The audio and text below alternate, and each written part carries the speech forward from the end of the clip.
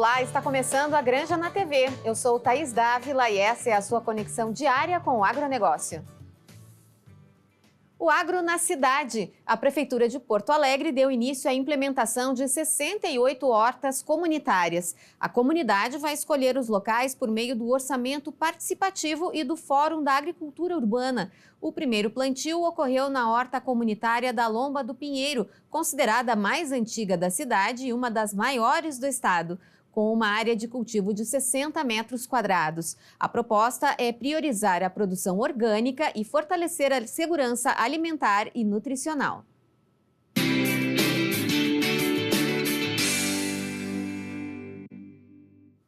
O Sindicato Nacional dos Auditores Fiscais Federais Agropecuários, o ANFA, aprovou a instalação de um estado de mobilização em assembleia realizada antes do feriado.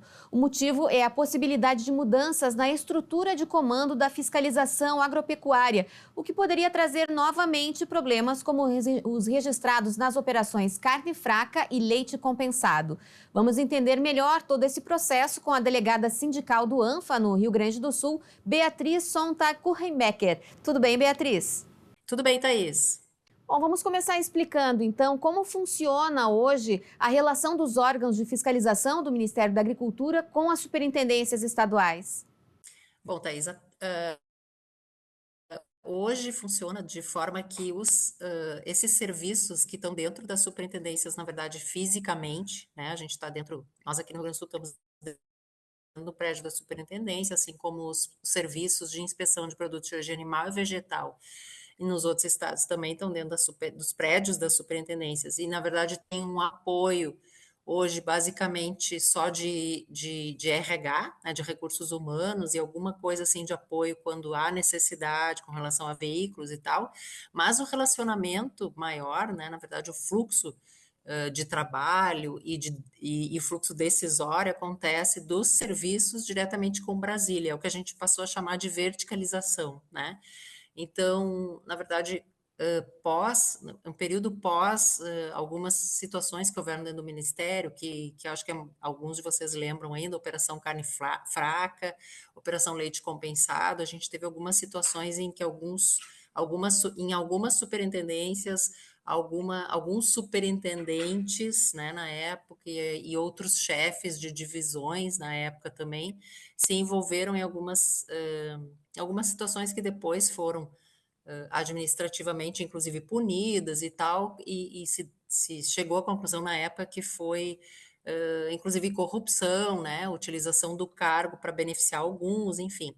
Então, em função disso que estava acontecendo naquela época, Operação Leite Compensado, Operação Carne Fraca, e, inclusive, exigência dos mercados compradores dos nossos produtos, né, da nossa proteína animal, se definiu e houve outro fator bastante determinante para que esse fluxo se invertesse, ou se invertesse não, que passasse a ser diretamente dos serviços envolvidos nas atividades de fiscalização com Brasília, que foi a própria CGU, a Controladoria Geral da União e o Tribunal de Contas da União, que na época emitiram relatórios e fizeram essa recomendação ao Ministério da Agricultura, de que esse fluxo de trabalho enfim, de decisão, de poder ficasse em Brasília e não mais nas superintendências, ou seja, de certa forma, os superintendentes nos estados, eles perderam poder, né, perderam digamos assim, essa atividade de chefiar os serviços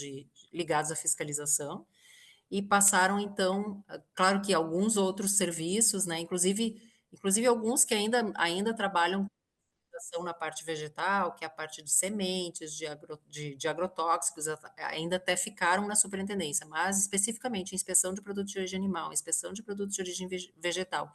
E os vigiagros, que na verdade a gente até na época tinha gente trabalhando dentro da superintendência, mas inclusive nos vigiagros a sede, digamos assim, se transformou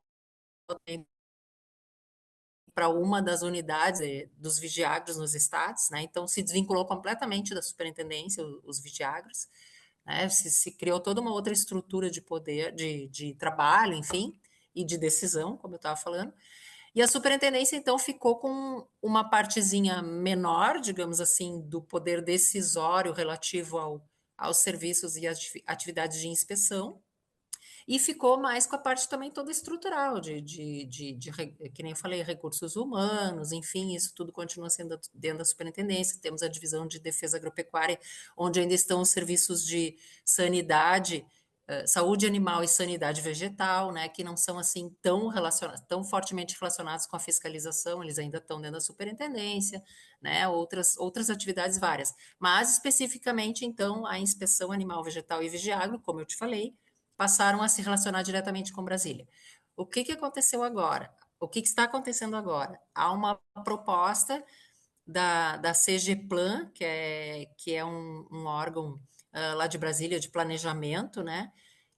Vinculado à Secretaria Executiva. A Secretaria Executiva dentro do Ministério da Agricultura é a secretaria que coordena, onde são coordenadas as superintendências, né? A gente tem uma coordenação geral de apoio às superintendências, CGAS.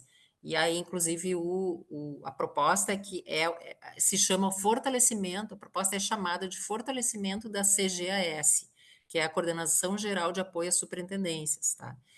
Então, essa proposta traz justamente isso, um retorno, mais ou menos aquilo que a gente tinha, né? Onde então as superintendências passam a ter mais poder de comando com relação a essas atividades, né?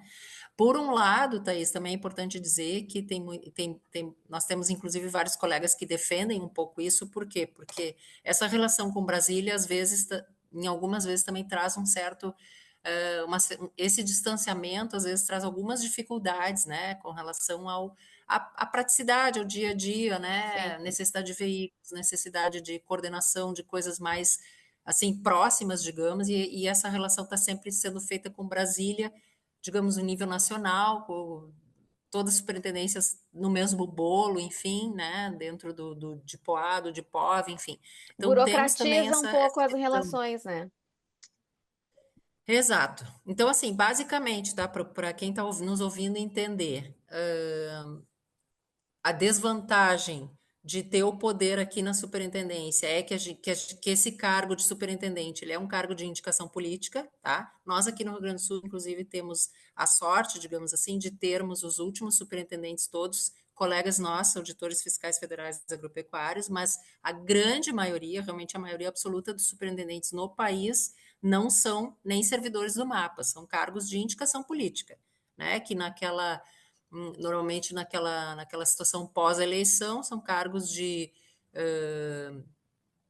fica um tanto para ti, um tanto para o partido A, um tanto para o partido B, né? Como é que a gente fala? São cargos de divisão entre os partidos, enfim. Então, são cargos que são de indicação política dentro dos estados, né? Então, tem muito superintendente que é completamente desvinculado da atividade. Então, ele acaba sendo, digamos assim, ele para trabalhar, ele vai acabar passando por situações que ele não vai entender direito, e infelizmente, como a gente teve os exemplos ruins, né, do passado, acabaram alguns deles se deixando, inclusive, corromper ou se levar por situações de beneficiar determinadas pessoas ou grupos, né? Então, essa é a grande desvantagem do poder estar na mão de uma pessoa que é uma indicação política. Beatriz, e o que representa esse estado de mobilização e o que a categoria espera com isso? A gente aprovou o estado de mobilização, na verdade, mas para demonstrar que a nossa categoria ficou insatisfeita com o aparecimento dessa proposta, né, de novo, de mexer nessa estrutura sem consulta aos maiores interessados, que são os próprios AFAS, as pessoas que estão desenvolvendo as atividades, né, nos estados, nas unidades de inspeção federal, por exemplo, né, nos frigoríficos, nas unidades de abate, enfim, as pessoas que estão diretamente envolvidas, que são os AFAS e o próprio sindicato, que tem, na verdade, que tem toda a condição teria toda a condição de participar dessa discussão, foi sequer chamado, né, para participar, enfim. O nosso presidente, inclusive, foi conversar com o secretário executivo na época, acho que o secretário executivo substituto, sobre a conversa que tinha sido escutada, enfim, que é o tal da apresentação do PowerPoint, que apareceu né, com a proposta dessa reestruturação ou alteração, né, da Coordenação Geral de Apoio às Superintendências. E no fim das contas, então, a gente coloca exatamente o que, né? O que que traz o que que demonstra esse resultado de 70% de aprovação do estado de mobilização em função de não querer aceitar essa proposta na forma como ela está sendo colocada, Thaís, porque são duas coisas básicas. A própria questão da gente não ter sido consultado, né, disso ter circulado em gabinete, né, a gente não poder ter sido consultado sobre o assunto, e aí essa questão também de novo, dessa troca do poder, digamos, o poder decisório dessas ações de fiscalização, do medo que a gente tem que voltem a acontecer situações parecidas com as que a gente já teve, essas situações negativas e tristes que a gente teve no passado aí, então é o medo que também os colegas têm de passar de novo por situações como aquelas, né, Thaís? Além do estado de mobilização, continua a negociação e também a comunicação junto à CGU? Sim, isso. A gente teve uma reunião do Conselho de Delegados Sindicais, que foi no dia 4 de setembro, onde a gente tomou essa decisão. Foram duas decisões básicas. A primeira é, inclusive, fazer essa comunicação formal, né, documentar isso à CGU e ao TCU, dizendo que há essa movimentação dentro do Ministério da Agricultura, né, essa proposta de que o núcleo do poder, enfim, passe a ser de novo nas superintendências, né? Então, isso a gente nem foi levado à Assembleia, e aí, na própria reunião do Conselho de Delegados, a gente tomou a decisão de levar para a Assembleia, sim, consultar os filiados, né, com relação ao estado de mobilização, e a demonstração da insatisfação com relação a forma como foi conduzido isso, né? Basicamente, assim, o que a gente luta, né, Thaís, nós como sindicatos das pessoas, dos auditores fiscais federais agropecuários, que são as pessoas que trabalham com a fiscalização, né, de produtos de origem animal, vegetal e, né, enfim, e tudo que é relacionado a isso, a gente tem muito medo que essa mudança possa abrir brechas para ingerências políticas de novo, né? E prejudique todo o trabalho, todo o sistema, todo o desenvolvimento das atividades, porque a gente busca sempre o quê? A imparcialidade nas operações da fiscalização. Né? É um princípio nosso, a gente quer, o nosso trabalho tem que ser imparcial, ele não pode depender da pessoa que está na superintendência hoje ou não está, né? Então, a nossa luta sempre é por essa situação, que seria uma situação ideal, né? Então, e a chance de acontecer isso quando, digamos, da forma como está sendo conduzido hoje,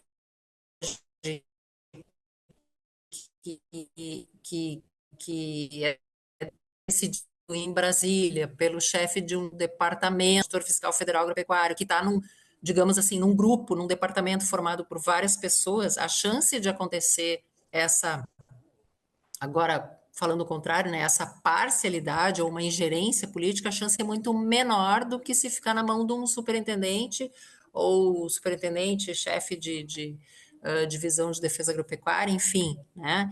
Na verdade, com essa proposta, o próprio chefe da divisão de defesa agropecuária, como a gente fala, o chefe da DDA, nossa, até essa pessoa pode passar a ser um cargo de indicação e pode ser uma pessoa externa ao Ministério da Agricultura.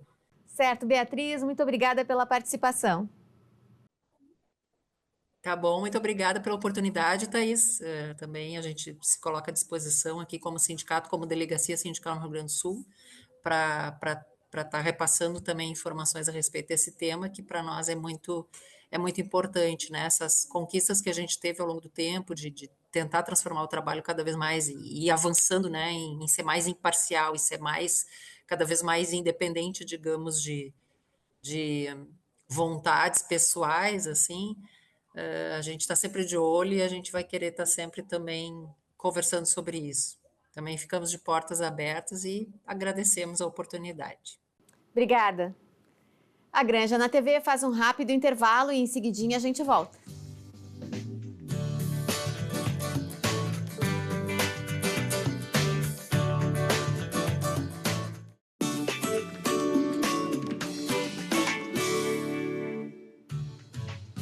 Estamos de volta com a Granja na TV. E estamos também na primeira semana da primavera. Você sabia que o maior produtor de flores das Américas fica em São Francisco de Paula? Quem nos mostra os detalhes desse lugar encantador é a repórter Natália Sattler.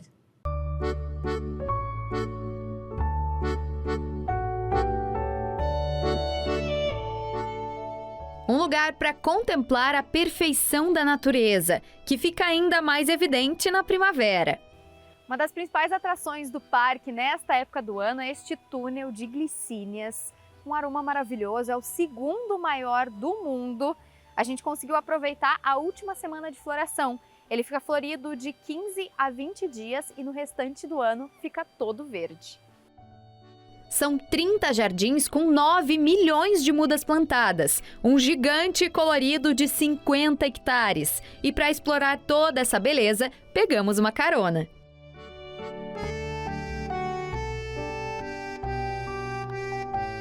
A gente tem uma proposta como parque de ser um parque de 365 dias por ano, então a gente não fecha nunca. As manutenções elas acontecem com a visitação, então é possível, né, as pessoas também aqui no parque interagirem com os jardineiros, ver, né, como funciona também a parte da manutenção. Aqui tudo é muito pensado para que a gente sempre tenha flores, né? A gente também trabalha, né, com jardins de estação. Exemplo, né? Agora nesse jardim aqui atrás a gente está trabalhando com canolas, inclusive vou levar ali vocês.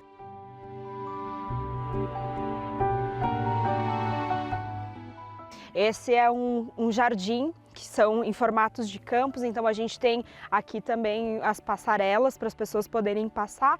E no inverno, então, nós trabalhamos com as canolas e a partir de novembro a gente tem o espetáculo dos girassóis, que ficam também incríveis para as pessoas poderem aproveitar, inclusive fazer um piquenique, né, no meio dos jardins. Qual que é a reação dos visitantes quando vêm aqui a primeira vez? Então, a gente tem aqui, inclusive, vários relatos de pessoas que já vieram aqui por 5, 6 vezes, de tanto que gostam do parque. Todos os dias a gente consegue ver uma evolução da natureza, as plantas crescem, as árvores, no outono caem as folhas, agora já começou a vir as folhas novamente, então nunca vai ser o mesmo parque, né? E as pessoas realmente saem daqui encantadas, elas sentem, né, e falam muito isso pra gente da conexão com Deus, da conexão com elas mesmas. Hoje a gente vive num mundo, né, tão agitado, então a gente sempre fala até na recepção, né, para as pessoas se desconectarem um pouquinho do mundo externo e se conectar com a natureza. Além das flores, mais de 12 mil árvores foram plantadas. A mata nativa compõe metade da área do parque. Os banhados também foram preservados, um atrativo para visitantes de todas as espécies.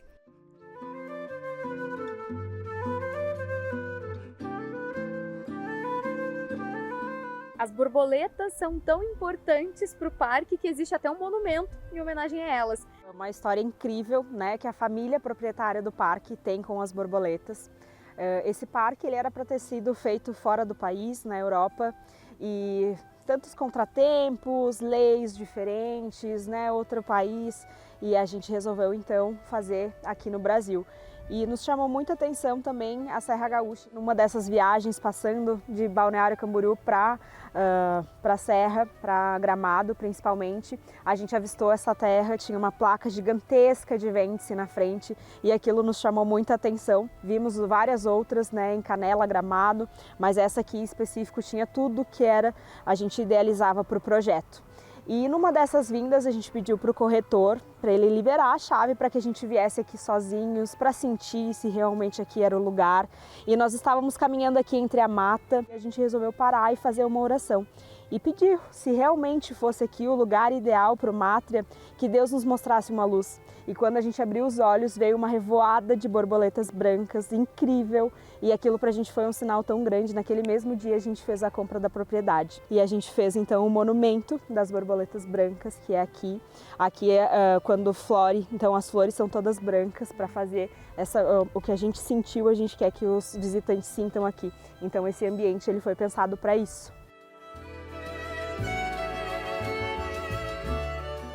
O cuidado com os detalhes faz do parque um lugar mágico, cheio de significados, onde o tempo passa de um jeito diferente, no ritmo da natureza.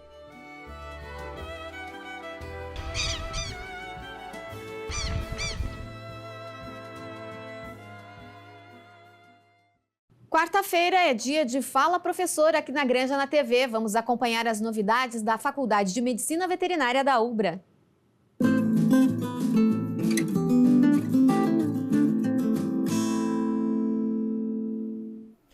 Oi, Thaís. O Fala Professor veio aqui para o Hospital de Veterinária da UBRA conversar com o professor Jean Soares, coordenador do curso de Medicina Veterinária da UBRA, porque na semana que vem, no dia 4 de outubro, é comemorado o Dia dos Animais. E então, neste mês dedicado aos animais, o dia 22 vai ser especial. Vai ter uma atividade envolvendo os estudantes e para a comunidade. Professor Jean, o que vai acontecer dia 22 de outubro aqui na UBRA?